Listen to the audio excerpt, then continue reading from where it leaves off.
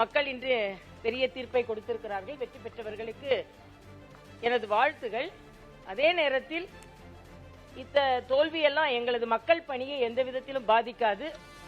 மக்களுக்காக எங்களது பணி என்றுமே தொடரும்.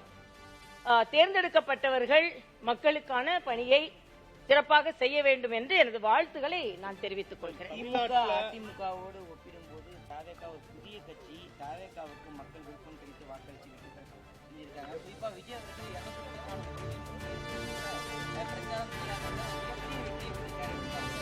மக்கள் நம்பிக்கை வைத்திருக்கிறார்கள். அந்த நம்பிக்கையே நான் ஒன்றும் விமர்சனம் செய்ய விரும்பவில்லை.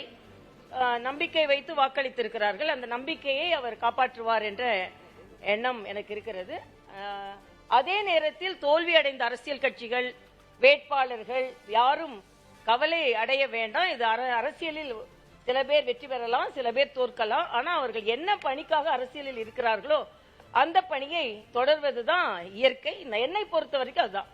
இன்னும் எனது அரசியல் பணி இன்னும் தீவிரமாகவே தொடரும். மக்களுக்காக நல்லது செய்தால் புதிய ஆட்சி பாராட்டுவதும், மக்களுக்கான சரியாக பணியாற்றவில்லை என்றால் அதற்காக மக்களுக்காக குரல் கொடுப்பதும் எங்களது பணியாக இருக்கும். தமிழகம் முழுவதும் விஜயினுடைய அலை வீசியதா எடுத்துக்கலாமா?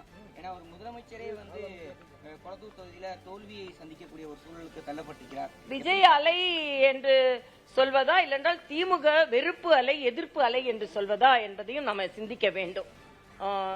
அப்படியும் எடுத்துக்கொள்ளலாம்.